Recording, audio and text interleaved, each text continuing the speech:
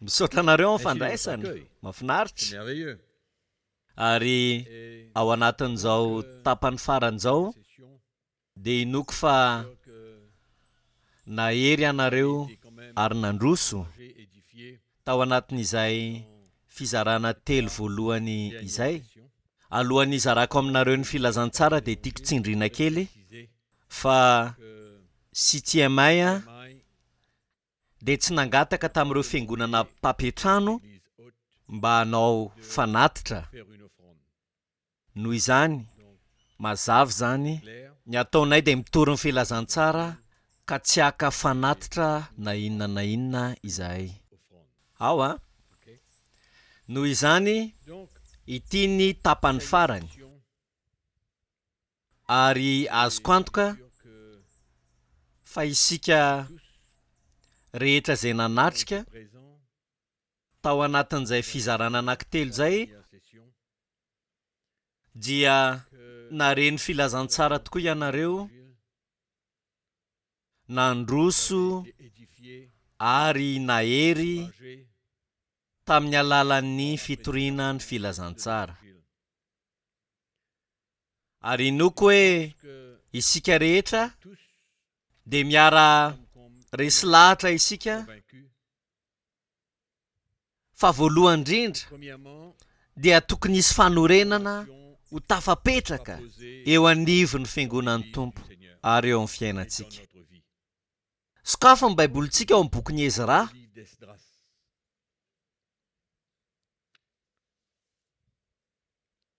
tao aorianan'izay fizarana telo faran'izay averiko ihany dia mino aho ary manantena fa miara resy lahatra isika hoe ilaina ny fisian'ny fanorenana mafy eo amin'ny fiainantsika ka noho izany ao amin'ny bokin'i Ezra toko 7 dia vakitsika manomboka eo amin'ny 10 ary rehefa naorom-piasa ny tempolon'i Jehova dia nasainy deran'i Jehova misorona sady ny akanjony sy nitondra trompetra ary ny levita zanaka Asafa kosa dia nitondra kipanjony araka ny nandidin'ny Davida mpanjakan'i Israely dia nanao hira famalivaly ny dera sy ny saotran'i Jehova izy fa tsara izy ary mandrakizay ny famindrapony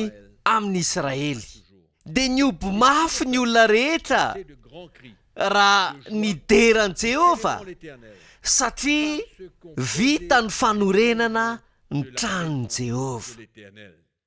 Amen. Nefa maro ny mpisorona sy ny levita ary ny lohan'ny fianakaviana dia niantitra izay efa nahita ny trano voalohany no nitomany mafy dia mafy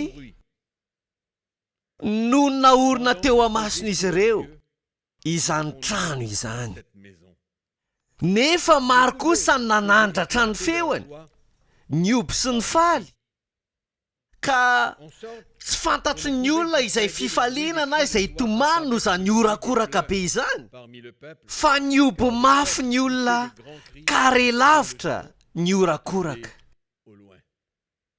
io zany a dia nandritry ny nanorenana indray ny tempoly ary ireo antitra rehetra izay nafantatra ny tempoly dia ilay tempoly voalohany zany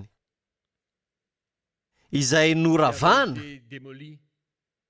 ary efa nahita n'ilay fanorenana vaovao napetraka izy ireo dia feno fiobiana feno fifaliana inona no antony satria nanomboka teo izy ireo dia nanana finoana fa ho ahorina indray ny tempoly ny fametrahana fototra dia nitondra fifaliana sy fientanam-po teo amin'ny fiainan'ireo vahoakan'Israely noho izany mazava ankehitriny fa ilaina ny fanorenana eo anivon'ny fiangonana ary eo amin'ny fiainantsika Ary ny zavatra faharoa izay maharesy lahatra antsika ihany koa dia izao hoe ny fiverenana amin'ny afatry ny azo fijaliana dia zava-dehibe ihany koa. Ny Jeremia 9:1, ny 19:12 sy ny 17:12 dia hoy izy manao hoe izao ny lazainy Jehova, mijanona eo an-dalana ianareo ka izaho, ary anontanio izay lalana masakatry ny ela dia izay lalana mankany amin'ny tsara ka ino no izory. Dia ahita fitsarana ho an'ny fanahinareo ianareo, nefa hoy izy tsy izotra izahay. Ary nasiako mpitily anareo anao hoe inoy ny feon'ny anjomara, nefa hoy ianareo tsy haino izahay. Rehefa nyrenireny ny zanak'Israely dia nila miverina izy ireo, niverina tamin'ny lalana fahiny. Ary noko ihany koa ankehitriny zava-dehibe loatra raha ny fiangonan'i Jesosy Kristy ihany koa dia hiverina marina amin'ny tena filazantsara, hiverina amin'ilay tena filazantsara ny Jesosy Kristy. Ary eto isika dia mahita fa nandaro eo vahoakan'i Israely. Ary mazava ho azy fa tsy mba nanandrana izy ireo ny amin'izay efa nomanin'Andriamanitra. Ary tsika ihany koa dia tsy tokony tsy haino ny feo amin'ny fanahy masina. Izay amin'izao vaninandro faran'izao dia manosika antsika mba hiverina amin'ilay tena afatry Jesosy Kristy marina. Tsotra, mivantana, mahery vaika, mba ahafahan'ny fiangonana hitsangana, mba ahafahan'ny fiangonana ho feno fiainan'ny tompo, ka tonga ny asa fanompon'ny fanahy masina hiverina ho azo tsapahitanana eo anivon'ny fiangonan'ny tompo. Fiverenana amin'ilay tena filazantsara, fiverenana amin'ny afatry ny azo fijalian'i Jesosy.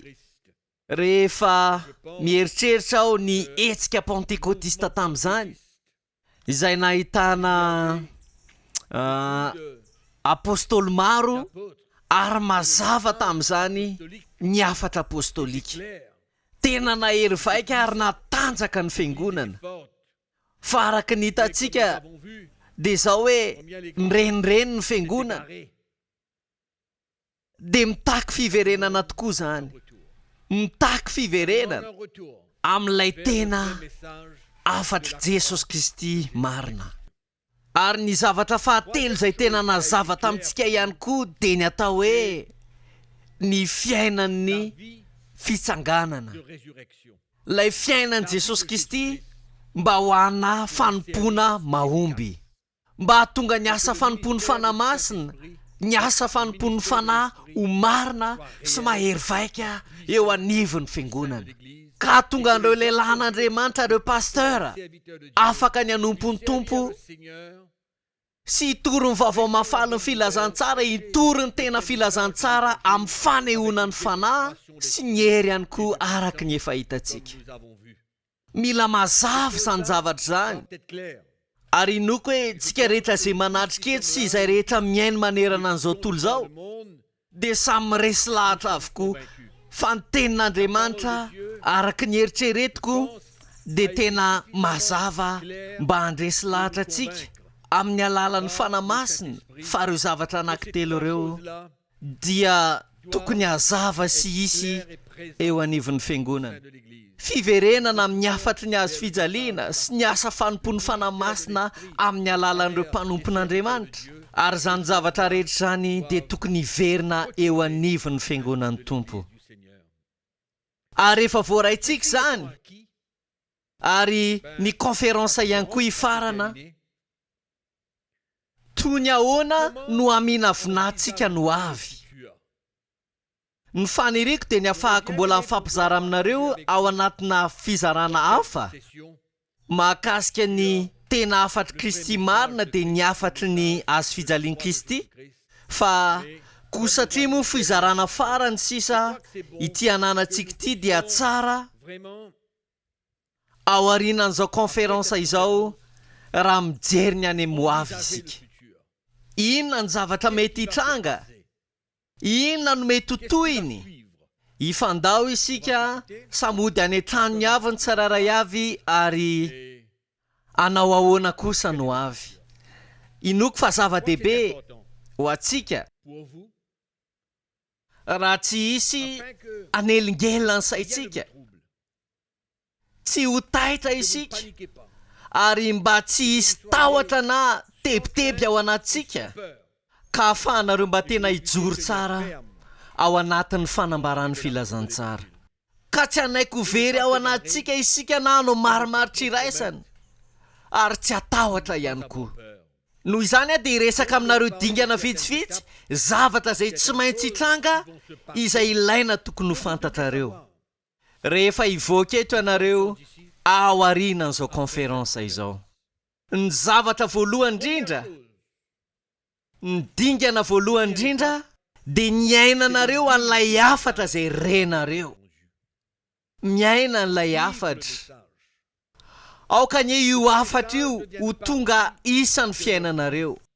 Tsy afaka mitory an'izany hafatra izany amin'ny fiangonana aloha isika raha tsy ainatsika aloha izany hafatra izany. Izy ity dia tsy hafatra izay hanampitsika ny dosie antsika akory. Izy ity akory dia tsy hapahana hafatra kely izay toriana rehefa lahady. Fa ny zavatra voalohany tokony hitranga aloha dia isika ny mila vonina, ny anaiky, hiaina ny fahamarinan'izao hafatra izay norenesintsika izao. Tena lahara-pahamehana izany. Tsy handeha mihitsy io raha tsy isika aloha no vonina hiaina n'ilay hafatra izay hitantsika fa tsara ka nekentsika fa io marina ny filazantsara. Fa raha toa ka tsy vonina ny aina an'izany isika dia tsy misy dikany ny handeha hitorintsika n'io hafatra io eo anivon'ny fiangonantsika satria tsy hisy hery izany ary tsy hanova ninina. Fa mety hifanohatra amin'izany mihitsy aza mety hitondra korontana eo anivon'ny fiainan'ireo kristianina. Noho izany ny fiainana n'io hafatra io manetry tena, mibebaka, mamela heloka, miazona fo madio, tena zava-dehibe loatra. Sa tsy marina izany? Izany resahantsika tao anatin'ny fizarana telo teo aloha. Ny akamaroan'ny pasteur dia tsy mahafantatra hoe inona izany mibebaka izany. Ny akamaroan'izy ireo dia tsy mety diso izany.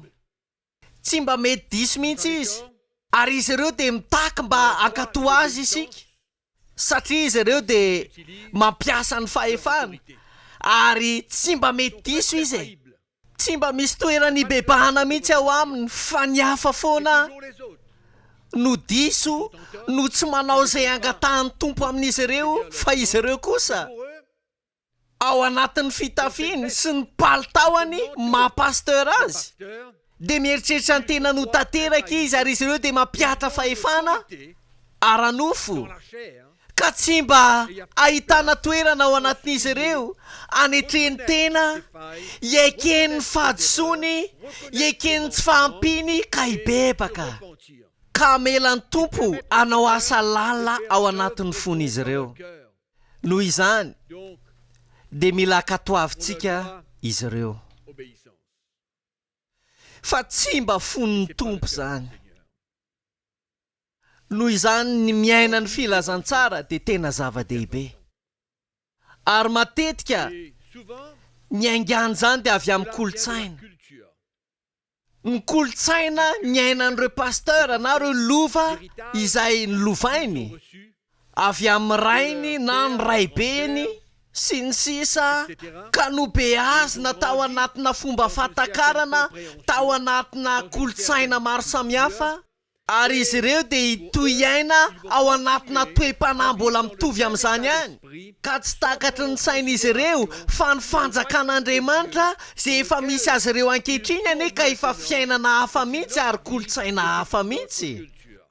tena zava-dehibe loatra ny atakarantsika an'izany satria indraindray mbola entintsika miaraka amintsika ny fahazarantsika ny kolotsaintsika fomba fatakarantsika zavatra fony talohantsika mbola tsy voavonjy akory. Andeha ovaka itsika ny epistily ho an'ny Kolosianina andininy anankiray kely mba hahafahantsika matakatra fa tamin'ny andro izay namonjena antsika dia efa nafindra isika, efa nafindra hiala isika mba ho any amina fanjakana hafa. Kolosianina toko voalohany andininy faharoambin'ny folo ka misaotra ny ray izay mampamendrika antsika hanana anjara amin'ny lovan'ny olona masina eo amin'ny mazava, sady nahafaka antsika tamin'ny fahefany maizina ary ny zava-dehibe indrindra dia namindra antsika ho amin'ny fanjakan'ny zanany malalany, izay ahitana kalitaona fiainana hafa mihitsy, tsy misy idira ny lova izay nilovaintsika teo amin'ny ara-boajanahary, ary matetika ihany koa tsy misy idira ny kolotsaintsika na ny fomba fatakarantsika hoe ohatry ny ahoana ny tokony ho fomba fiaina. Tena tsy misy idirany fa tsika dia efa nafindra ao anatina fanjakana hafa ary tsika tsy afaka miditra ao anatin'io fanjakana hafa io miaraka amin'ny kolotsaintsika na ihany koa hanasongadina ny kolotsaintsika. Ka ao anatin'izany isika dia hitohy hiaina ilay fomba fiaina izay nilovaintsika tamin'ny razambe antsika. Tena tsy azo heverina mihitsy izany fa ny fanjakan'Andriamanitra dia tena samy hafa be amin'ny fanjakan'ny aizina. Dia eo amin'izay misy atsika. Ary izany anefa dia hita matetika eo anivon'ny fifandraisana misy eo am-mpivady. Matetika izany, ary inoko hoe ny miaina ny filazantsara dia midika fa mila manova fihetsika mihitsy isika.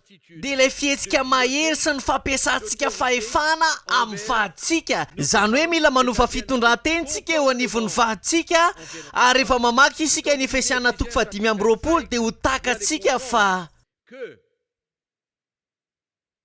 ny toro-lalan'ny tompo izay tokony hitiavantsika ny vaditsika tahaka ny tiavan'ny Kristy amin'ny fiangonana dia anisan'ny azo fijaliana izay mila entintsika.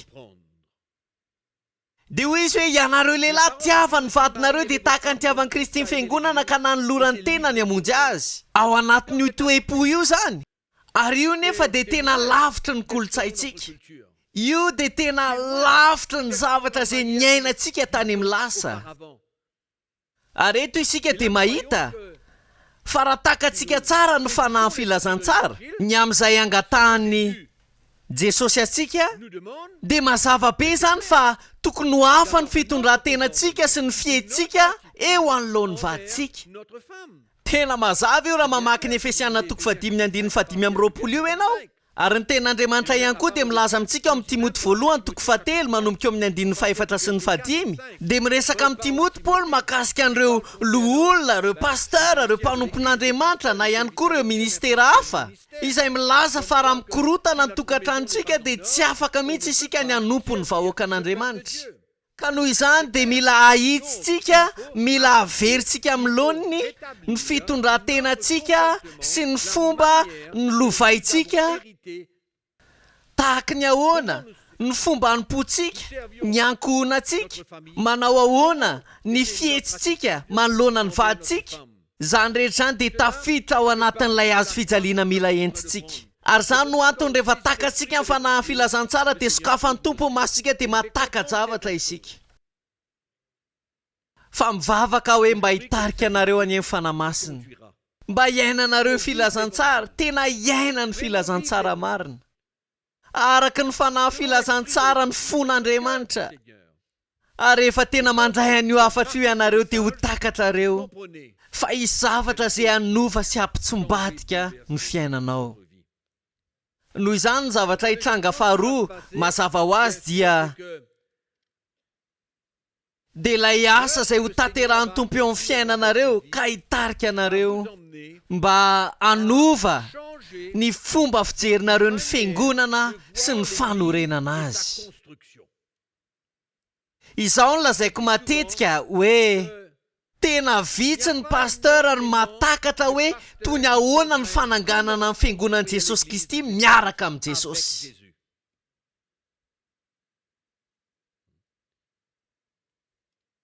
Iresaka aminareo ny fijoana vavolombeloko aho. rehefa nanaiky nitondra ny azo fijaliako aho izay araka ny tenin'Andriamanitra dia nanomboka nanovan'ny fiainako ny tompo. Nisy fiovana tao anatin'ny foko, nisy fiovana nanomboka nitranga tao am-poko. Reo zavatra izay nanosika ny faniriako dia niova avokoa.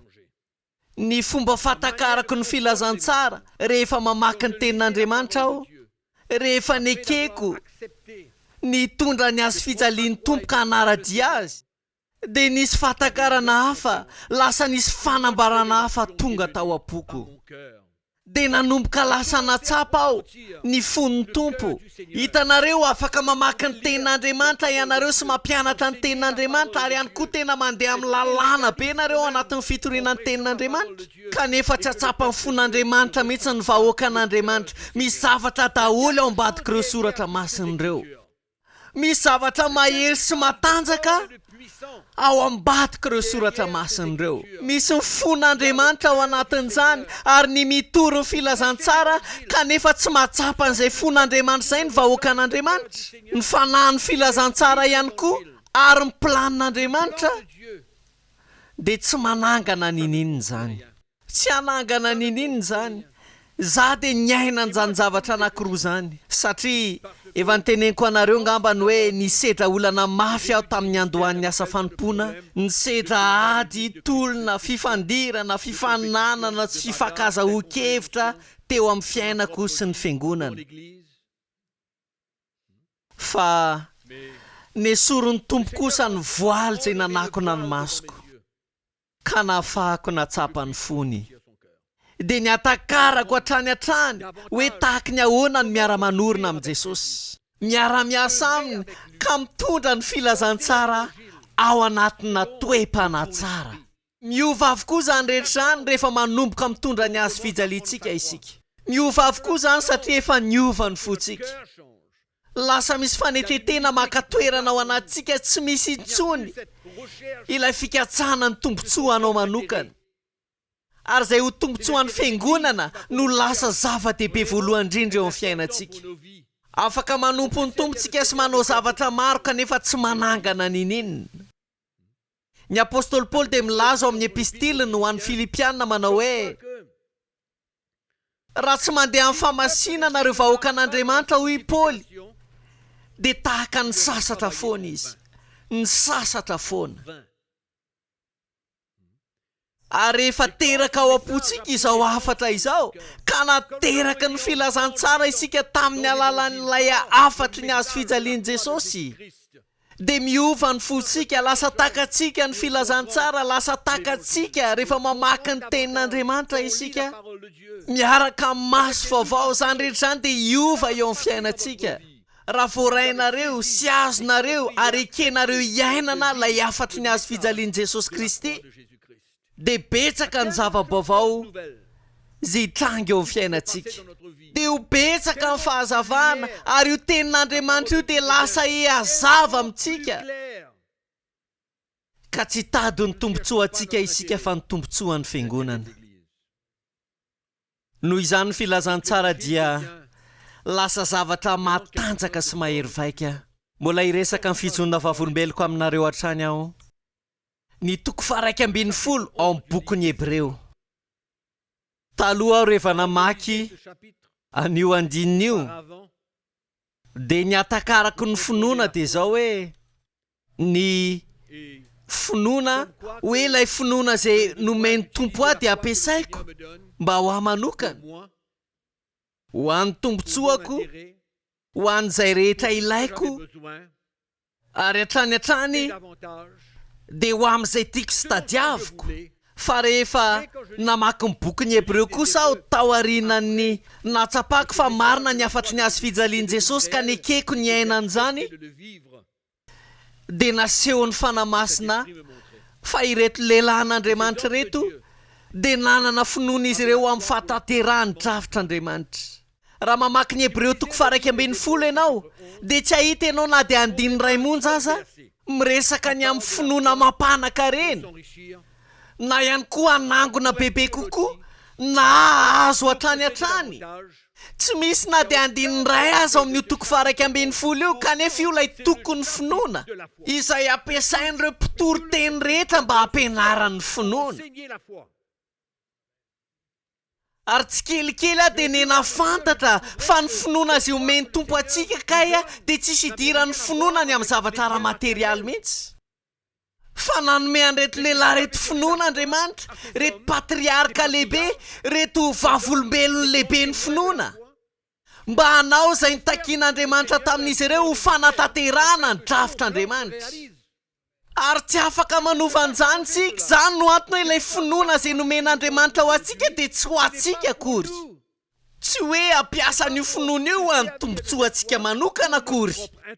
Tsia, fa mila fantatsika hoe inona ny drafitr'Andriamanitra. Ary ilay finoana izay omen'Andriamanitra antsika dia mba ho fanatanterahany planin'Andriamanitra. Ary rehefa mijery isika Noa sy Mose sy Abrahama sy ireo lehilahin'Andriamanitra lehibe dia mahatsikaritsika eo amin'ny faran'io toko io fa ireo lehilahy rehetra ireo, eny misy vehivavy ihany koa aza, dia tena feno finoana mba hanatanteraka ny drafitr'Andriamanitra ho sorony ny aina izy ireo mihitsy. Amin'ny vidiny ny aina izy ireo. Tena tsy nisy nidirany fepetra ny ainan'izy ireo mihitsy. Tsisy idirany. Noho izany ny finoana izay omen'Andriamanitra antsika dia ho amin'ny fanatanterahany drafiny. Noho izany rehefa takatry sy nekeko ny afatry ny azo fijaliana dia nanomboka tsapako ny fon'Andriamanitra, tsapako ny fanahy filazantsara. Dia lasa nena zava ny tenin'Andriamanitra lasa samihafa mihitsy. Lasa samihafa noho ny teo aloha izany. Ary izany anefa ny zavatra izay iainanareo atsoatsy. Ao amin'ny Filipianina toko 4 manomboka eo amin'ny 9:1 ka hatramin'ny 7:10. Dia io Paoly manao hoe tsy filan-javatra nefa no hanaovako izany, fa izao hoe efa nianatra tsy herina na manao ahoana na manao ahoana. Ny apôstôly Paoly. Lehilahy izay natakatra ny fiainana maha-kristianina, natakatra ny fanambaran'i Kristy, dia izao no lazainy. Nianatra ny tsy herina aho na manao ahoana na manao ahoana.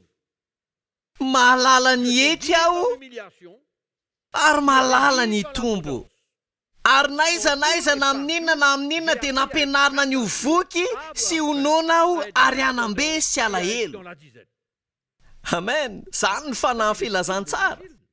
Izany ny fanahy filazantsara.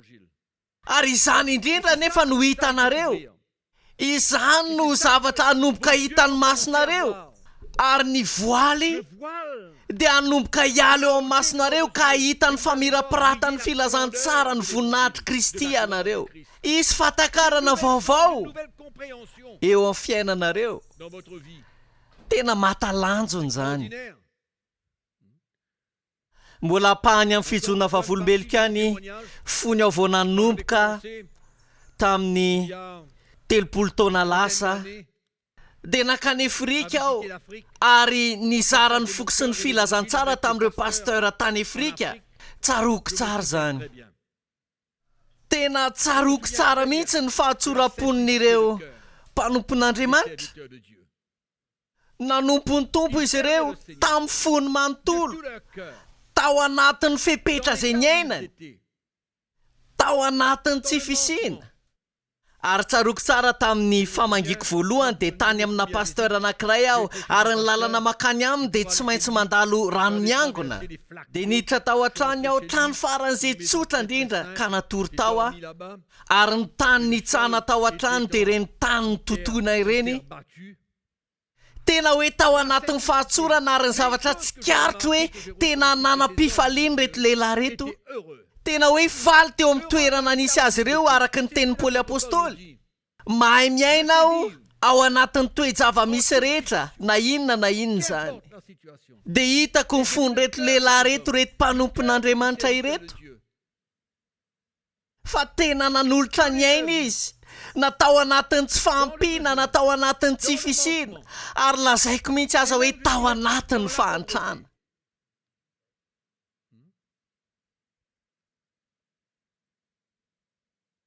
Fa inona moa izany ny mahasamihafa an'ireny fotoana izay namitako iraka tany Afrika ireny sy ny ankehitriny. Tena efa samihafa be satria ny sasany dia manompo ny tompo noho ny amin'ny vola. Lay afatry ny izao tontolo izao dia tonga nangalatra teo amin'ny fiangonana ny hery ny filazantsara sy ny fahatsora ny filazantsara. Dia io lay afatry ny fanambinana io dia nanomboka aho tena rikoriko ny amin'io fotom-pampianarana tsy marina io teo anivon'ny fiangonana izay namono ny fiangonana. Filazantsara izay nentin'ny tontolo voalohany, ireo firenena manan-karena, ireo firenena manana, ka tonga nanazava tamin'ireo afrikana hoe mila miala ao anatin'io fahantrano io izy ireo, ka nanodina ny sain'izy ireo amin'ny zavatra ara-materialy, ka nanala ny fijerin'izy ireo teo amin'ny zava-panahy izay nafahan'izy ireo nanompo ny tompo tamin'ny fahatsorana, tamin'ny fomba manontolo ka nitian'Andriamanitra. Novonoany zany ny zavatra rehetra ary ankehitriny ny mpanompon'Andriamanitra dia miazakazaka ao aorianany vola. Ny asa fanompoana dia miorina eo ambonin'ny vola. Haintsika tsara ny zavatra mitranga ankehitriny eo anivon'ny fiangonana. Fanatitra indray, indroa, intelo, inefatra, robaintsika ny vahoaka an'Andriamanitra. Avy aiza ny avian'izany? Zany nanala ny hatsarana sy ny alalin'ny fahatsorany Kristy. Ka ny soloana afatra izay tsy ara-baiboly. Mampalahelo direo pastera dia azim-panahy tamin'ny afatry ny fanambinana. Ary mazava ho azy moa fa nanaraka ny fiangonana, normal be zany, nanaraka ny fiangonana. Ary ny zavatra rehetra dia mahakasika ny ara-materialy avokoa ny materialisme. Ary toa ireo zavatra maro hafa ihany koa izay nolovain'ny fiangonana tamin'ny rafitra izao tontolo izao sy ny fanahy izao tontolo izao. Ary tena maro afaka manao listra ho anareo ao anatin'izany ny asa fanompon'ny vehivavy sy ny mozika. Ireo karazana mozika izay entiny eo anivon'ny fiangonana mba hideranany tompo miaraka amin'ny fandihan'izao tontolo izao sy ny hetsika ara-nofo rehetra. Afaka resantsika izany zavatra rehetra izany fa tsy fotoanan'izao. Nisy fotoana tena nanameloka n'izany fampianaran-diso izany mihitsy dia ilay fiazakazahana amin'ny ara-materialy. Ny fanahy izao tontolo izao tafiditra ao amin'ny fiangonana izao tontolo izao. Iny fa na dia ny Paoly apôstôly aza ao amin'ny epistiliny soroatany ho an'ny Kolosiana ny 3 dia izao no lazainy hoe kovonoiny momba ny tenanareo izay ety an-tany. Efa nivakitsika io dia ny fijangajangana, fahalotoana, firetam-po, fanirian-dratsy ary fieremana, ny filana rena, fanirian-javatra materialy, fieremana zany. Fa ho Paoly apôstôly eto manao hoe vonoy, aoka ho vononareo zany filana izany, dia ny fieremana vonoy izany. Izay tian'Andriamanitra vonoana dia ny fiangonana kosa mitady hamelona azy. Izay tian'Andriamanitra ho vonoana dia fahana ny fiangonana. Mba ho velona izy ao anatin'ireny zavatra izay tian'Andriamanitra ho vonoana ireny. Tena magaga zany. Magaga loatra. Ny fahajambana, ny fahasompanantenana sy ny fitaka izay tafiditra ao anatin'ny fiangonana. Ary manomboka eo dia jamba ny fiangonana. Lasa mejamba ny fiangonana. Mivoaka sy miditra izy eo amin'ny karazana arabe maro.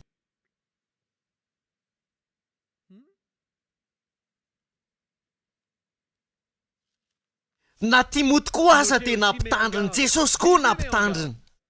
Fa ho Jesosy manao hoe mora kokoa ny idirany rameva amin'ny lava-panjaitra no mimpanan-karena ny fanjakan'ny lanitra. Tsy manana olana isika amin'ny mpanan-karena fa miresaka fieremantsika. Ny resantsika dia ilay afatra miresaka ny ara-materialy.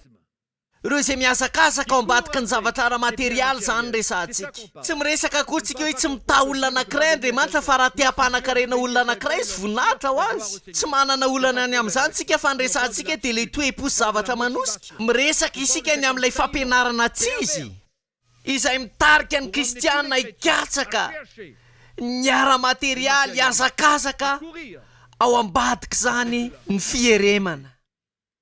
Ny Timoty voalohany toko 1 dia hovakitsika ny andininy 7 ny andininy 1 azafady fa misy tombony lehibe ny toe-mpanaraka an'Andriamanitra mba ny fianinana vakinareo tsara ve hoe fianinana mianina fa misy tombony lehibe tokoa ny toe-mpanaraka an'Andriamanitra mba ny fianinana tsy mampatsiahanareo izay nolazain'i Paoly amin'ny epistily ho an'ny Filipiana ve zany mampatsiahanareo ny zavatra voavakitsika teo zany dia le fiononana fa tsy tondra na inona na inona ho amin'izao tontolo izao isika sady hita fa tsy hatondra na inona na inona iala tsy nitondra na inona na inona isika ary tsy hatondra ihany koa kanefa teo mpanan-karena isika dia ho Paoly hoe raha manan-kanina sy fitafiana isika dia aoka hianina amin'izany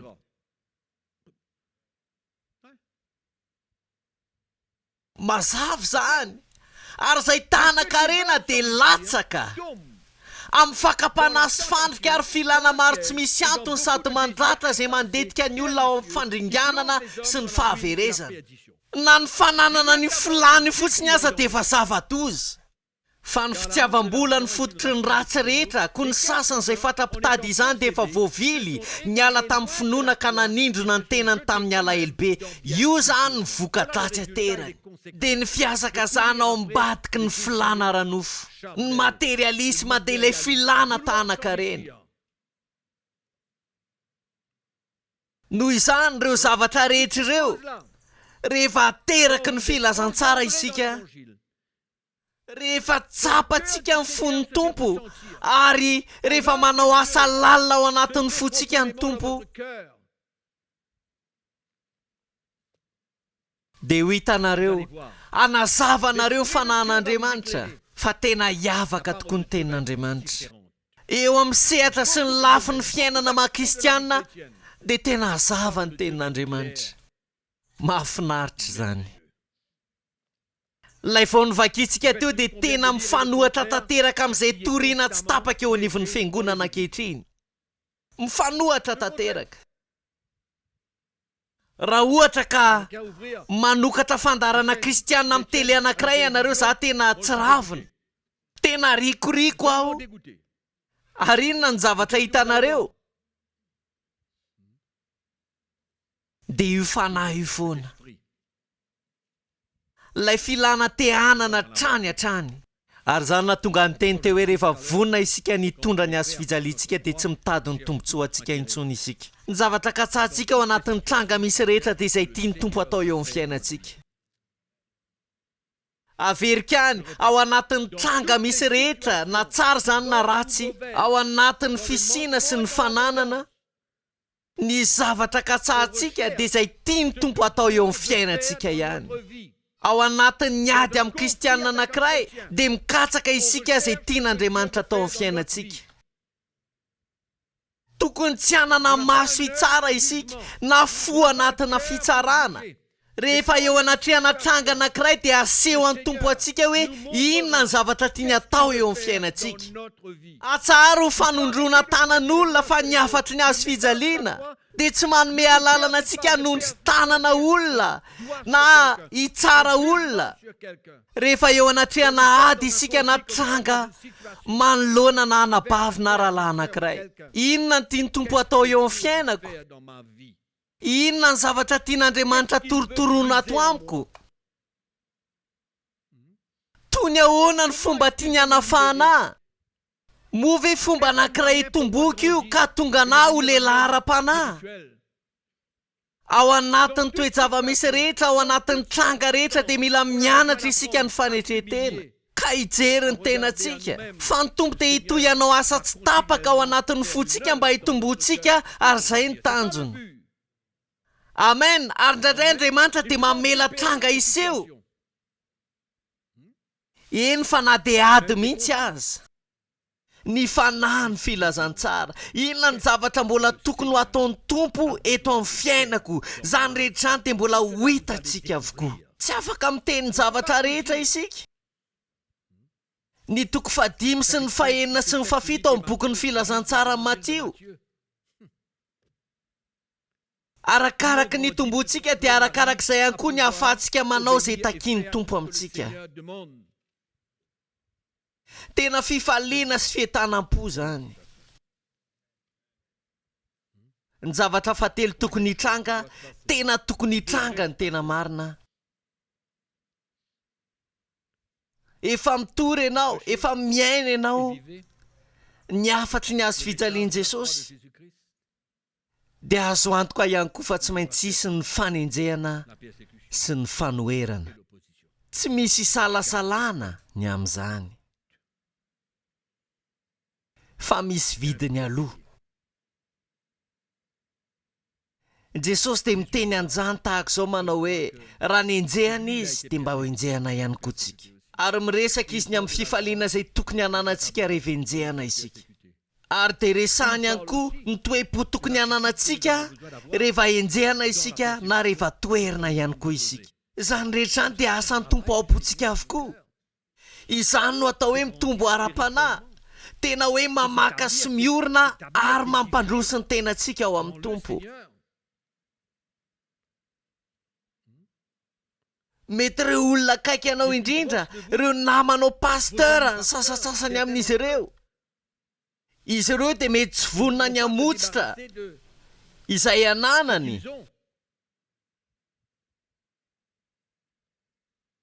Mety misy fotom-pampianarana izay tsy tian'izy ireo afotsitra, ary izany mahatonga azy ireo hitsara izay zavatra ho torianao. Mety hikika mafy mihitsy azy izy ireo hoe fampianaran-diso, fampianaran-diso. Izahay dia tena nahaino an'izany, naheno tsara an'izany izahay. Ny ankamaroan'izy ireo dia tsy te hiariary, dia inona ny ataony? Manohitra, inona ny ataony? Manenjika. Dia ambaran'izy ireo, ho lazain'izy ireo fa izay torianao dia fampianaran-diso. Na ny fariseo aza anie teny an'izany any tompo hoe lazain'izy ireo fa hoe misy devoly mihitsy azy izy. Tena marina izany. Ny famarinana dia hiteraka fanoherana sy fanenjehana foana, ary mila miomana ny amin'izany isika. Miresaka zavatra efa miatra ao anatin'izany kanefa ara-panahy ihany koa mba entiko ampitandremana anareo. Ny amin'ireo zavatra izay mety hitrangy eo amin'ny fiainanareo, amin'ny fotoana ianareo mandray an'izao filazantsara izao, amin'ny fotoana ianareo ateraka amin'ny alalan'izao filazantsara izao. Ka tena te hiaina an'izao marina ianao, ary izany ny fiandohan'ny toritentsika tamin'ity androany ity. Rehefa hiainanao filazantsara dia izany ny zavatra hitranga aminao. Na dia ireo mpino eo anivon'ny fiangonanao aza mety handao ny fiangonana, tsy hita intsony fa aza matahotra fa tsy olana izany. Faoka ianao ihany tehatra amin'ny alalan'ilay fijoroana fa volombelona ao anatin'ny fonao. Ho an'ny hafa mety ny vola ny fandriampahalemany. Noho izany izy ireo dia tsy te hafohy zavatra sasatsasany, afatra sasatsasany izay mety tsy ara-baiboly akory. Inona no antony? Satria izy ireo dia mifamatotra amin'ny volany. Izany no fandriampahaleman'izy ireo, ary tsy te hisaraka amin'izany izy ireo. Dia inona amin'izay ny ataony? Voatery izy hilaza fa izay torianao dia tsy avy amin'Andriamanitra. Lazainy fa anganongano.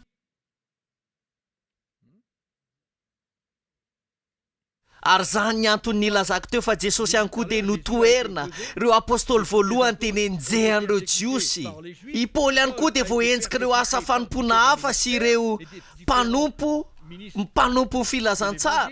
Fa normal zany, ary tokony hiandry an'izany ianao satria tokony ho tonga izany. Azo heverina mihitsy ny fiangonanao mihitsy no hanohatra anao, ireo olona izay miara-miasa aminao no hanohatra anao. Fa aza manahy ianao fa ny tompo no mifeny zavatra rehetra. Fa aleo mitoro ny tena filazantsara, miaraka amin'izay entiny izany rehetra, noho ny hoe milamindamina sy mandrimandry ianao kanefa tsy mitory ny tena filazantsara. Zany ny safidy eo anoloantsika. Ary tsy ny olona rehetra nefa ny anaiky an'ilay afatra. Mbola pany amin'ny fizona vavolombelika any izay tena niainako ihany koa. Fa nisy olona tena nandao ny fiangonana. Lasa ny olona. Fa mbola te hiaro sy te hitandro izay ananan'izy ireo. Tsy vonon'izy ireo ny andony vitiny, tsy vonon'izy ireo ny ariary. Tsy vonon'izy ireo hoe hitondra fahazavana ny tompo eo anivon'ny fiainan'izy ireo manokana. Dia ahoana? Inona amin'izay ny ataony satria tsy mahazo aina izy eo amin'ny toerana misy azy. Dia lasa izy mandao izy, mirenireny izy. Ary izao no lazaiko anareo, raha nateraka ny filazantsara ianareo, ka tena miaina an'izao filazantsara izao ianareo dia tsy irery ianareo. Fa miaraka amin'ireo mpanompon'Andriamanitra manarivony izay nateraka ny filazantsara ihany koa. Izy ireo izay miaina ny famarinana ny filazantsara ary iray ao anatin'ny fony. Na dia sarany ray alina kilometatra azy izy ireo dia miara-miaina ao amin'ny fanahy ary iray izy ireo amin'ny filazantsara.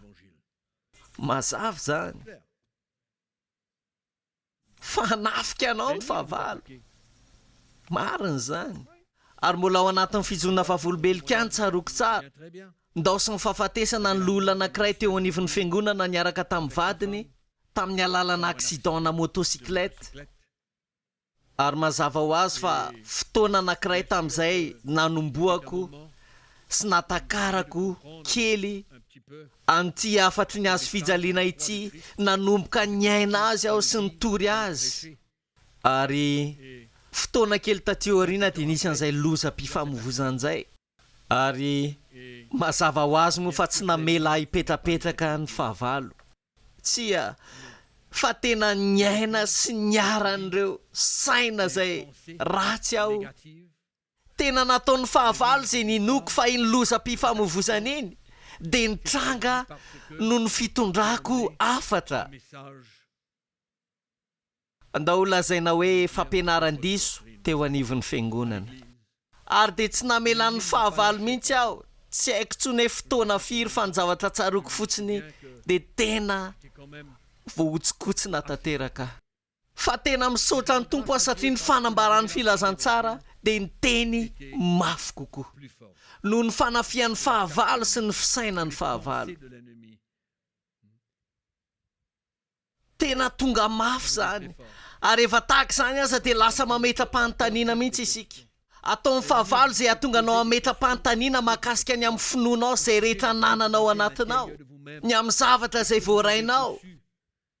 Fa tena misaotra ny tompo aho. Tena misaotra ny tompo aho satria haiko ny tandrina ny foko teo amin'ny toerana tsara. Vitako ihany nanohy sy naharitra noho ny fahasoavan'Andriamanitra. Ary tao anatin'izany tena andresy aho. Ka mbola mitohy aho mandrak'ankehitriny mitory ny afatry ny azo fijalian'i Jesosy Kristy. Ary izao no lazaiko anareo ny fijoroana vavolombeloko dia izao hoe ankehitriny tao aorianan'izao afatra izao, taona vitsivitsy taty aoriana rehefa nentina teo anivon'ny fiangonan'izao afatra izao ka niainan'ireo kristianina ary niainan'ireo mpitarika dia izao hoe ny filan-kevitry ny loholona sy ny mpitarika dia tafaray. Tsy hoe tanteraka akory fa tafaray ao anatin'ny fonay izahay ary takatray hoe inona ny tiany tompo atao eo amin'ny fiainanay dia mifanetry teny izahay, mibebaka mifamela heloka, mitohy atrano ka mandroso izahay. Tafaray ny mpitarika rehetra, ny fiangonana koa tafaray dia misy fitiavana tsy takatra ny saina eo anivon'ny fiangonana. Ary vokatra nentin'ny filazantsara izany fa tsy avy any amin'ny hafa akory. Vokatry ny filazantsara rery ihany ny tondran'izany. Mitombo ireo vahoaka an'Andriamanitra, mamaka mafy ireo vahoaka an'Andriamanitra, ara-panahy ao amin'ny filazantsara, ary dia mitohy manafaka ny vahoaka ny Andriamanitra, manafaka atsika, mahatanteraka atsika. Amen. Na rehefa mijery any aoriana aho dia izao foana ny lazaiko hoe na dia teo aza ny zavatra nitranga rehetra na dia teo aza ny fahoriana teo ny fanenjehana sy ny fanoerana teo ny fotoatsarotra ny tomany kikika ny fangovitana dia tsy manenana amin'inona na inona aho ary raha mbola hiverina azy izany dia mbola vonina ihany aho satria ny vokatra teraka izany dia tsy hay vidiana.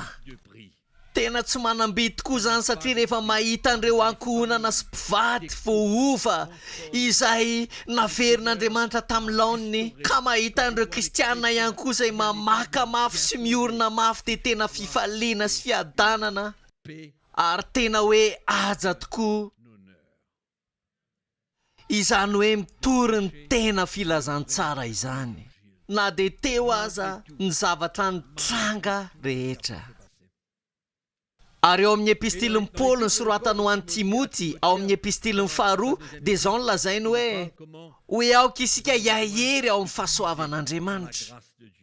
Maka hery ao amin'ny fahasoavan'Andriamanitra isika mba ahafahantsika miatrika an'ireo fanoherana rehetra, mba ahafahantsika miatrika ny fanenjehana rehetra dia maka hery ao amin'ny fahasoavan'Andriamanitra isika satria mahery ny fahasoavan'Andriamanitra. Izany no antony tsy hemorantsika sy tsy hiverenantsika lalana, tsy miverina any aoriana isika na inona mitranga raha tena nateraky ny filazantsara marina isika. Ary raha tena voasoratra eo amin'ny vato fisaky ny fotsika marina izao fanambarana izao, eny raha tena zavatra azo tsapahitanana sy velona ka zavatra afaka resahantsika hijoroantsika vavolombelona ampianarintsika amin'ny fotoana rehetra marina izany. Dia tsy ilayntsika maka boky na dosie na noty fa satria ao anatin'ny fotsika izy io zavatra nyainantsika fiainana fanolorantsika nyaintsika izany ary mazava ho azy ho valin'izany dia ny tompo hanafiery atsika, ny tompo mbola hanambarantsika zavatra ahafahantsika mitoy manompo azy ao anatina toe-panatsara. Ary rehefa mamaky ny fijona vavolombelon'ireo pastera maro izay reraka skivy sy nandao ny fiangonana sy miady saina sy ny sisa isika dia no ny antony tokana ihany dia ny tsy fisian'ny fanorenana. Tsy misy fanorenana ary tsy eo ny afatry ny azo fijaliany, tsy eo ilay fanahafana an' Jesosy Kristy. Za tsy mino hoe izay nisoratan'i Jesosy dia diso,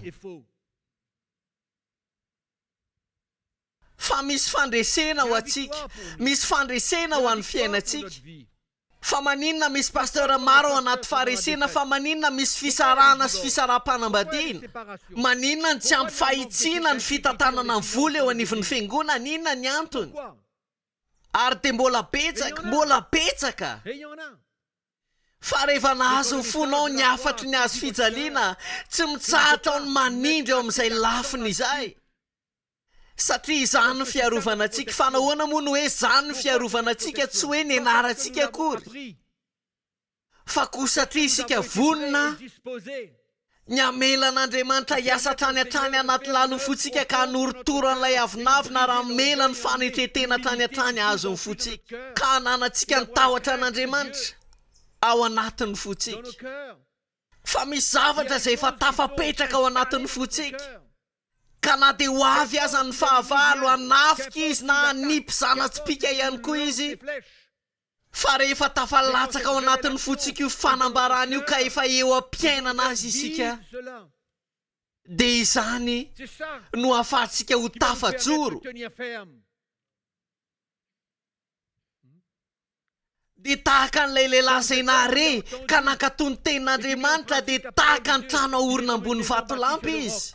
Ary rehefa tonga ny rivotra dia mijoro hatrany izy, mijoro hatrany izy na inona tenen'ny olona, manao marentsofina isika, na eo aza ny fiampangana dia manao marentsofina isika. Misy lalana ho lalovantsika, misy lalana tsy maintsy andehanantsika, na dia tery aza ny lalan'izany, na dia sarotra sy mafy ary zany lalan'izany, fa misy zavatra kosa ho valin'izany. Isy zavatra ao anatsika ao, isy vatsy hipetraka ao, ary isy fiampitana ihany koa izay tsy voarefy ny tombabidiny, tsy afaka metrahantsika vidiny mihitsy izany, tena tsy azo heverina izany. Ary ny pastera sy ny mpanompon'Andriamanitra nefa mila mahita an'izany, mahita ny fifaliana sy ny fandriampahalemana ary ny fiarovana. Marina tokoa fa marefo avokoa ny olona rehetra, tsy misy olona afaka hiteny hoe tsy voakasika mihitsy izy, ary tsy hany mihitsy ny teboka, fa ny teboka dia izao hoe te hiaina ny filazantsara ve tsika, dia ombantsika ny fahasoavan'Andriamanitra ka hanohy hatramin'ny farany isika. Mety ho lava eny an-dalana isika dia hitraka indray, satria tsy filazantsara ny fanamelohany ity, tsy filazantsara izay hamotika antsika, fa filazantsara izay hanorina ny fiainantsika, ary tsy matahotra isika.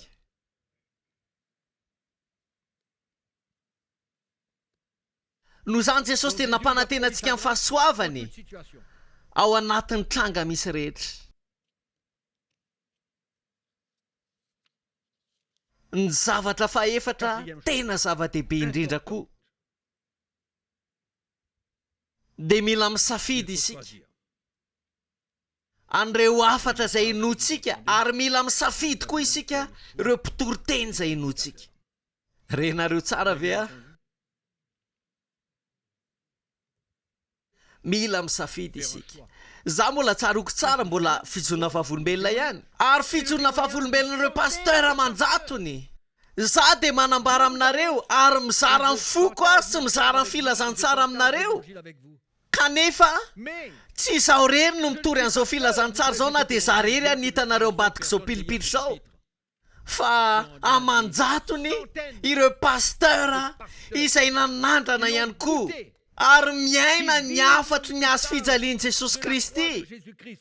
Ary izy ireo ankehitriny rehefa avy naneo ny safidiny ihany koa, ary tsy ny olona rehetra no henonay, na iza io olona io, mety ho tena mpitoroteny lehibe mihitsy izy, ka manana fahaiza-manao lehibe, ary nisan'ny olona ao amin'ny fiangonana dia 5 alina. Tsy hany ny fanontaniana, fa mila fantarina hoe inona ny zavatra toriny. Mahatsapa ny fony tompo ve isika, satria maro ny mpitoroteny ankehitriny izay ny afatra torian'izy ireo dia tsy miorina eo ambony tenin'Andriamanitra, ary ny zavatra toriny dia filozofia maro, fahendrena, dia ireo toroteny izay tsy manorina n'ilay toe-panahy anaty. Haitsika ireny, fantatrareo tsara eny rahalahy, fantatrareo tsara. Tsy mila manoranareo an'izany zavatra izany akory aho, fa ny zava-dehibe dia rehefa isika te hiaina n'io afatra io, dia lasa tsy tiantsika ny azom-panahy amina zavatra hafa, tsy tiantsika ny fifangaroana, ary tsy tiantsika ny marimaritra iraisana, fa ny faniriantsika dia nitohy eo amin'ny fanorenan'io, ary tsy te hen'olon-kafa itsika afa-tsy ireo mpanompon'Andriamanitra izay manorina ny fiainana eo amin'ny fanorenan'io. Tsaronareo ve izay nilazain'i Paoly? Ho Paoly aoka ny tsiraray avy hitandrina izay arafiny eo amboniny, ao amin'ny Korintiana 1:7-10. Fa mila misafidy isika, ary izany no antony hoe mila manivana isika ny amin'ireo mpitoroteny izay ananantsika fahazarana miaino azy ireo, izay mahazatra antsika miaino azy ireo, ary isika dia azom-panahy ny aino ny afatra izy ireo. Fantatsika tsara izany, fa misy safidy tokony atao ao, ary tena ilaina izany safidy izany. Raha tsy tiantsika ny ho voailangilana, raha tsy tiantsika ny hozongozona, raha tsy te ho latsaka anaty fisalasalantsika, dia mila manivana. Tsy izy rehetra kory ny tsara, tsia, fa efa misy fifangaroana ankehitriny. Apôstôly Petera dia milaza, Jesosy dia milaza hoe amin'ny andro farany dia isy mpaminany sandoka, isy apôstôly sandoka, isy mpitoroteny sandoka, izay hikatsaka ny tombotsoan'izy ireo manokana, ka hirehetany fon'ireo vahoaka an'Andriamanitra amin'izy ireo fa tsy amin'ny Kristy, izay hisarian'izy ireo ny kristianina ho any amin'izy ireo, fa tsy any amin'ny Kristy, fa hanana firehetam-po an'izy ireo. Ary izany no antony izay te hiaina amin'ny afatry Kristy marina, dia tsy zava-dehibe ho azy ny isan'ny kristianina fa ny zava-dehibe ho azy dia zao hoe mitory an'ilay tena afatra izy ka izay manaiky an'izany dia miaina amin'izany fa izay tsy manaiky kosa dia tsy miaina amin'izany tsotra izao fotsiny tsotra tsy misy ohatr'izany amen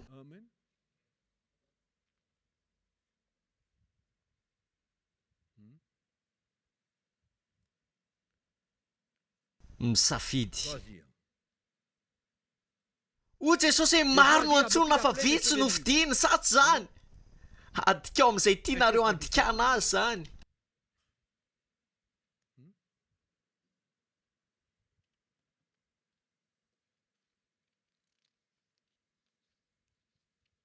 fa mila ny fahafantarana isika amen ary ahoana ny ananana an'izany jereo tsara ny bokyny hebreo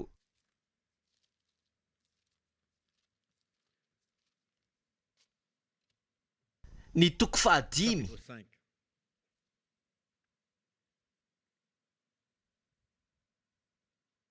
ny 1:10 ny amin'izany dia manana teny maro izahay sady sarotra ambara satria lalo-dalovana ny sofinareo za dia tsy te ho lalo-dalovana ny sofiko ary inoko hoe ianareo ihany koa tsia fa na dia efa tokony ho mpampianatra azy nareo noho ny fahelan'ny andro dia mbola mila izay hampianatra anareo ny ampidiny tenin'Andriamanitra indray ary efa toy izay tokony homendronony ianareo fa tsy vetikanina fa izay rehetra mivelona amin'ny ronono dia tsy zatra mitenin'ny fahamarinana satria mbola zazabodo fa ho an'izay efa lehibe ny vetikanina dia ho an'izay manana saina efa zatra nampiasaina tsara ka mahay manavaka ny tsara sy ny ratsy amen isika mpanompon'Andriamanitra tsirairay avy dia natsoina mba hay hanavaka ary hatsapa ny fanao ambadika ilay toriteny izay toriana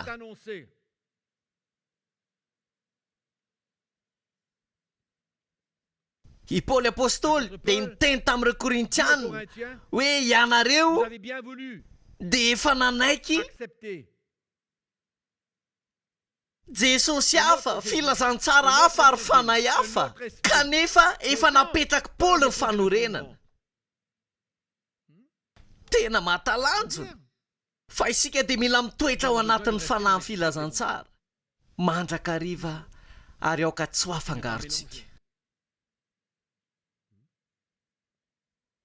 tsy afangaro impiry ianareo na repitoriteny izay nilaza tahaka izao manao hoe matosa ianao mahantra dia tsy ampy ny fanomezanao tena nganogano loatra izany misy mpitoriteny tonga any an-tranonao mangataka ny valopony satria fantany tsara hoe tena nametraka ny valopinao marina ve ianao tany am-piangonana tamin'ny lahady ary fantany izany dia mandondona ao am-baravaranao izy dia mbola hitoy iain'olona toy izany ve ianao mila mahay manavaka tsika mila haitsika manavaka an'izany satria misy zavatra manosika ihany ao ambadika izany misy zavatra tsy mazava ao sa tsy zany fa zany ny zava-misy ary tsy zany rery anefa fa afaka manao lista mihitsy isika ary izany no antony hoe rehefa nateraka ataotsika dia mila endry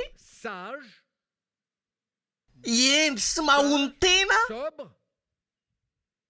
ary mihaino ny feo amin'ny fanamasina izay miteny ao am-posika sy mijoro vavolombelona ka itsika manavaka fa io pasteur io dia tsy tokony haino azy aho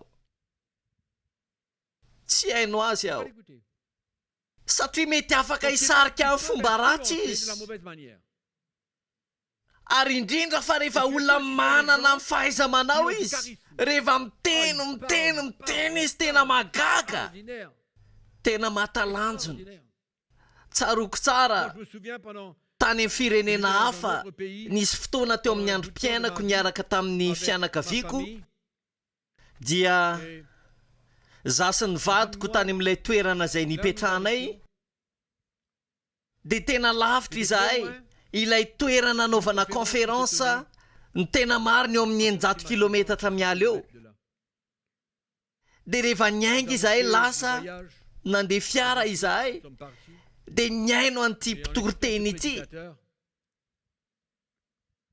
miaraka amin'ny fomba fiteniny sy ny fahaizany mandahatra tamin'izany vanim-potoana izany moa talohan'ny ao mbola tsy tao anaty asa fanompoana akory dia zavatra tokana nyriko dia le mahay miteny tahaka azy ary tena marina anie zany tena tia hiteny tahaka azy tena nikatsahako ilay karisma n'ilay fahaiza manaony tena hoe zavatra matalanjona kanefa tsy kelikely aho tao anatin'ny asa fanompoana rehefa takatry sy azoko ny afatry ny azo fijalian'i Kristy dia tena tsapako hoe tena voafitaka tanteraka tena hoe voafitaka tanteraka ary maro ny hoe fampitory-teny manana an'izay fahaiza manao izay dia ny fahafahany afaka mampita zavatra anankiray ka mamitaka ny kristianina ary zany no antony hoe mila mahay manavaka isika mihaino feo amin'ny fanamasina mitoetra foana ao anatin'ny fanahy filazantsara ka tsy manaiky very ny atsapahantsika ny fon'olombelona ok zavatra fahadimy sady farany mila tena omentsika lanja rehefa ao am-ponao ity afatry tika maniry ianao hiaina aminy dia ho sarotra ao anao ny aina aminy irery marina tokoa fa mipasteur ankehitriny dia ohatrany hoe maleo tena satria manana ny fiangonana manokana izy koa satria izy no pasteur dia tsy misy fiombonana tsy misy fifampizarana ary tsy misy firaisapo amin'ireo pasteur izay avy any amin'ny fiangonana hafa andraretsika dia zatra mitoetra ao anatin'izany manana fahazarana satria isika ny pasteur dia lasa tsy manome alalana ho an'ny hafa satria matahotra isika fa rehefa ity afatry ny azo fijaliana ity kosa no tonga zavatra marina eo amin'ny fiainantsika ka tiantsika ny aina aminy dia mila omentsika lanja noho izany fa tsy tokony hitoy hiasa irery-intsony isika eo mihitsy ny tokony hikatsara sy ahafahana mahita mpanompon'Andriamanitra hafa izay efa nandray an'izao afatra izao mba ahafahanareo ahery ary ahafahanareo mampahery ka anombohanareo miara-miasa eo ambonina fanorenana mitovy hifanampy hifampahery ary hifampizara ireo zavatra izay rahantsika mahita ary zany no antony hoe tena tsy tsara ny fandehanana irery zava-dehibe loatra raha miazona fifandraisana isika amin'ireo mpanompon'Andriamanitra arak'izay betsaka indrindra fantatsika izay efa nandray an'ity afatra ity ka maniry tena hiaina ny afatry ny azo fijalian'i Jesosy Kristy amen inoko fa tena zava-dehibe zany tena zava-dehibe loatra zany ary afaka ny hotsapantsika zany rehefa ao anatina fiangonana isika izay misy tenana loholona izay ahitana an'ireo loholona efa nandray an'ity filazantsara ity ka miara-matsapa ny fifanohanana ny fankatoavana ary ny firaisapo miaraka mba hanompoana ny tompo tena mba rahatonga hafa mihitsy zany ary tena zava-dehibe loatra ho antsika ny tsy toerantsika irery dia zao hoe raha tsy mahafantatra olona mihitsy ianao amin'ny faritra misy anao dia afaka hitanao ao anatin'ny tranokalanay ao amin'ny CTMI teboka orga dia afaka mahita toriteny aman-jatony ianao boky ihany koa ary fampianarana izay mifandray amin'ny tena afatry Kristy marina noho izany tsy tsara ny mitoetra rery fa mbola misy fahafahana ahafahantsika mifandray mbola misy fahafahana ahafahantsika miray am-po ary hiaina n'ilay afatra miaraka isika ka hifampahery noho izany tsy ilaina hoe satria irery ianao ary tsy misy olona mihitsy manodidina anao fa mbola afaka mifandray aminay amin'ny alalan'ny tranokalanay ianareo ka hitoy hanorina ny fiainanareo ary ihany koa hitoy ka amelan'ny tompo ampitoetra anareo mba hahatonga antsika hatrany an-trano ilay fanaka membonahitra ao an-tranon'Andriamanitra fa indrindra ireo vahoaka an'Andriamanitra dia ahazo tombony amin'ny asa fanomponareo sy ny amin'ny antson'Andriamanitra eo amin'ny fiainanareo dia averika any izay lazaiko tany amin'ny fizarana voalohany hoe Andriamanitra dia mitady olona Andriamanitra tsotra marina izay manam-paniriana ary vonona ny andony vidiny mba hanompo ny tompo araka ny tokony ho izy. Fa Andriamanitra dia mitady. Mety manatrika eto ianao androany, mety ihany koa mandrehan'izao afatra izao ianao anatina toerana anankiray miaraka amina pasteur maro, mametraha fanontaniana amin'ny tenanao, move nyantso hamarina ny tompo. Tena isan'ireo olona izay nantsoa ny tompo avy izay iara-iasa aminy ho fananganana ny fiangonany. Andaontsika tsy hanao tahaka ny ireo vahoakan'i Israely, fa misy antson'Andriamanitra androany, misy fihetsehany fanahy androany mba hahafahantsika miverina amin'ny tena afatry Kristy. Misy hetsiky ny fanahy androany miantso ny tompo ary misafidy ny tompo. Tsy tonga fotsiny eto ianao hiaino an'ity conférence ity amin'ny tsy antony, tsy kisendrasendra izao, fa miantso anareo ny tompo. Fa kosa mila maneho safidy tsara isika, mila miaina isika arak'ilay teny vavolombelona ao am-potsika. Inona ny zavatra izay nitenen'ny fanamasin'Andriamanitra anao nandritra n'izay fizarana anankiefatra izay? Nanahoana ny fomba nitenena ny fanamasina taminao? Ary izay ny tena zava-dehibe. Raha tsapanao fa marinao am-ponao izany ka ekenao ty afatra ity ho tahaka ny fahamarinana, dia miantso anao izany ny tompo eo amin'ny fiainanao ny tanan'Andriamanitra. Ary mila maneho safidy tsara isika ka tsy anao tahaka ny vahoakan'i Israely izay nilaza hoe izahay dia tsy hiala eo amin'ny lalana izay efa nizoranay. Ny mpitory-teny rehetra eto androany dia afaka mitohy amin'ny lalana izay efa nalehany hatramin'izay, na ihany koa manana fahafahana izy ny handray lalana hafa. Dia ilay lalana fahiny, ilay tena filazantsara, ilay afatra apôstôlika mba hahafahan'ny fanorenana tena ho tafapetraka tsara eo amin'ny fiainanareo sy eo amin'ny fiainan'ny vahoakan'Andriamanitra. Ary dia ho mpanompon'Andriamanitra tokoa ianareo izay hanampy ny vahoakan'Andriamanitra mba handeha amin'ny marina sy ny fahamarinana ary ny fahamasinana amin'ny alalan'ny afatra izay manomboka etentinareo anatin'ny fonareo. Ary izany ny fanamby lehibe indrindra ho anareo hiarivavaka aminareo ao, mba hisavatra hitranga manokana eo amin'ny fiainanareo rehefa mivavaka isika. Hiaraka hitsangana isika, mety ao an-tranonareo ianareo, mety ihany koa ianareo miangona miaraka amina pasteur ao anatina toerana anankiray. Ndao tsika hiara hitsangana avokoa dia hivavaka amin'ny tompo isika.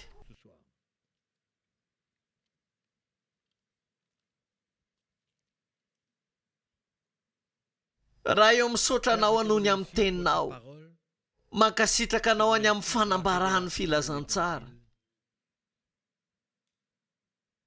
Ny teninao dia milaza manao hoe izany teninao izany ihany dia tsy hiverina any aminao foana raha tsy efa nahatateraka izay nampanirana azy. Tompo ao misotranao any amin'irety pasteur ireto izay niara-ny angona ka niaino an'izay fizarana anankiefatra izay. Mivavaka aminao ao azy ireo. Tompo ao ny sasany tamin'izy ireo dia voakasika manokana ary voahotsikotsiny, naseho anao azy ny fiainany, betsaka ny zavatra nahariarinao teo amin'ny fiainany. Tompo ao mivavaka ao mba hitarika azy ireo amin'ny fibebahana ianao, mba hatakarana ireo fa namitaka ny vahoakan'Andriamanitra izy ireo. Fa tompo, ny fahazavana izay nentinao taopony izy ireo kosa, androany dia vonin'izy ireo ny anatona anao ka melana izy ireo anaovanao asa arak'izay tianao, lay asa izay tianao atao anatin'ny fony, lay fiovana izay tianao entina. Tompo ao mivavaka ho azy ireo ao mba tena ho marina n'izany fibebahana izany, ka hitondra vokatra izany dia tena fiovampo lehibe, fiovana toetra ary fiovana fikasana. Mivavaka ao mba ny teninao anye ho voasoratra eo amin'ny vato fisaky ny fony izy ireo. Ao kanefa fanambaran'i Kristy ho azo tsapaitanana hatrany hatrany. Tompo, vavaka ho azy ireo aho, mba hananan'izy ireo finoana ho ana asa fanompoana hafa indray, mba hahafahan'izy ireo aomby ka hahafahan'izy ireo manomboka eto. Tsy hanao ny sitrapon'izy ireo fa ny sitraponao, ka hanokatra ny fiainan'izy ireo, ary ianao hanao fahagagana lehibe eo aminy. Tompo, tahaka nataonao teo amin'ny fiainako ary mbola ataonao mandraka ankehitriny, nanandrana ny fahasoavanao aho tamin'ny fomba mahagaga, nandrotsaka ny fahasoavanao ianao, nanazava ny foko ianao, nampahitanao azy zavatra izay tsy hitany masoko, dia ireo zavatra tsy fantatro kanefa niseho ianao, ary ity afatry ny azo fijaliana ity dia tonga zavatra marina ho aho. Ary mivavaka Tompo an'ireto lehilahin'Andriamanitra ireto izay niaraka taminay teto nandritry ny 2 andro, na reny teninao izy ireo. Mivavaka Tompo mba ilay fahasoavana izay narotsaka teo amin'ny fiainako, dia mba hiainany toy izany koa izy ireo, mba hahafahany mahatsapa ny tananao eo amin'ny fiainany. Ka ity conférence ity anie ho azy ireo dia tena fanotsokotsonana, fitsombadiana, kanefa kosa fitahiana ho an'ny fiainan'izy ireo. Misaotra anao any amin'izy ireo tsirairay avy, fantatrao ny fon'izy ireo, ianao mahalala ny zavatra rehetra, ary mivavaka taoka amin'izao fotoana izao, dia mba ny tsirairay avy amin'izy ireo anie dia ahita ny fahazavana, ka hiazava hatrany an'izy ireo ary ny teninao, dia hazava amin'izy ireo hatrany ary tsy salasala izy. Tompo, niaina ny filazantsara ary hitory ny filazantsara ary hiaro ny filazantsara. Tompo, misaotra anao any amin'izao fanombohan'ny fiarahana aminao izao. Tompo, aoko tsapa ny fahamatorany ny antsonao, ny mahamatotra sy ny mahalalany zany antso zany, mba hahatonga azy ireo ho tena mpanompo marina eo anivon'ny fiangonana. Misaotra anao izay Tompo androany amin'ny anaran'i Jesosy, ka noho izay efa natomboka teo amin'ny fiainany anie ianao, mba ho voninahitry ny anaranao Tompo. Misaotra anao ny amin'ny fahasoavanao mahery vaika izay naseho anao, ny fahagagana izay ho ataonao, anasitana ankohonana sy mpivady anie ianao, amerina amin'ny lohan'ny fiainan'ny mpivady anie ianao, ary anao zavatra lehibe eo amin'ny fiainan'ireto pasteur reto anie ianao. Hitondra fahavononana vaovao anie ianao, mba hanetrena tena, mba hibebahana, mba hamelana heloka. Tompo, hanekena ny asanao. Tompo, tena misaotra anao izay amin'ny fonay manontolo, ny amin'ny zavatra rehetra izay hitranga eo amin'ny fiainan'ireto lehilahy reto. Tompo, ho fiolahana eo amin'ny fiainan'izy ireo zany. Tompo, hanotsokosona zavatra maro eo amin'ny fiainan'izy ireo ianao, fa zany rehetra zany Tompo teny ahafahanao azy voninahitra ka tonga azy ireo ho tena mpanompo. Misaotra anao a Tompo, ary ny akamaroan'izy ireo anie dia tena amela ny lasan'izy ireo ka afahany miaina andrana vaovao aminao Tompo, ao anatin'ny fibebahana, ny fanetretena sy ny fahatorotoroana. Misaotra anao a Tompo, amin'ny anaran'i Jesosy ny vavahanay. Misaotra Tompo, anao ny voninahitra rehetra Tompo, anao ny voninahitra rehetra.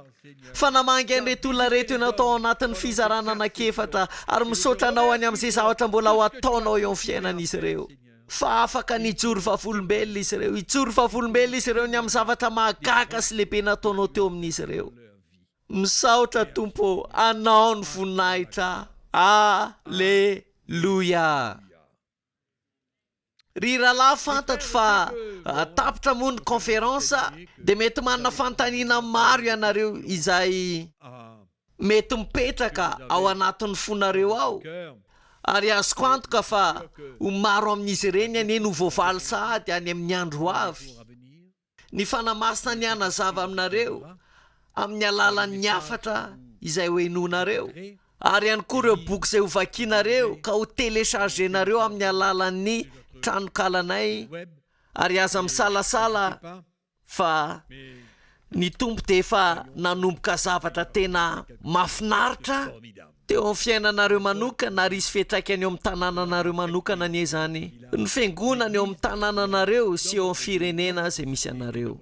Amen. Noho izany aho dia mifarana teo amin'izay teboka izay ka misaotra anareo, ny amin'ny fiarahanareo taminay ary te miraro anareo aho tena mifoky ray manontolo fitohizana mahafinaritra ao anatin'ny filazantsara ary mivavaka aho mba ny fahasoavan'Andriamanitra ny e hatrany iseho eo amin'ny fiainanareo ka ahafahanareo miaina zava-baovao sy fahagagana lehibe miaraka amin'ny tompo. Amen. Ho faranako amin'ny alalan'ny tenenako aminareo teny anankitelo. Tena tiako ianareo ary ny tsara indrindra no katsahako eo amin'ny fiainanareo. Zay ihany ny faniriko teny tsara indrindra eo amin'ny fiainanareo. Amen. Mirary fitohizana mahafinaritra tongava somatsara ny trano. Ny fiarovan'ny tompo aneo eo aminareo ary tena ampientanetana tokoa anye ilay fiainana vaovao hanomboka. Amen. Mandra-piona ary makasitraka anareo niaraka taminay.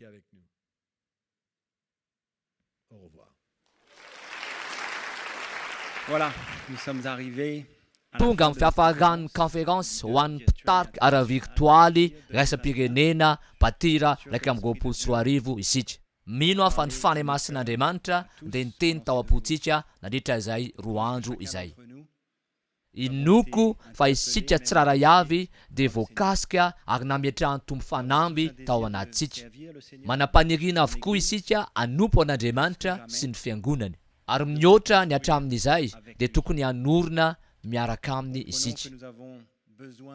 Takatsika fa mila ny fiainan'i Kristy isika ao anatsika mba hanimpontsika azy, mba ho tonga ohatra ao amin'ny ankohonantsika ao amin'ny fiangonana ary eo amin'izao tontolo izao, mba ho hisy fanahafana amin'ny fijaliana sy ny fahafatesan'i Kristy. Zay tokony akatoerana ao anatsika raha te ho ilay olo ny fanahy zay tediavin'Andriamanitra amin'izao andro faran'izao isika. Dia manasa anareo izahay ifandray aminay dia ho hitanareo eo amin'ny écran ny adresy zay ahafahanareo mifandray aminay. Dia manantena andre vaovao avy any aminareo izahay hitay anareo ane ny tompo ary aneho ny fahasoavany amintsika ane ny tompo mba ahafahantsika rehetra manompo azy tsaratsara kokoa. Ao anatin'izao vaninandro faran'izao mandra-piaona indray ny tompo ane hitay anareo. Amen.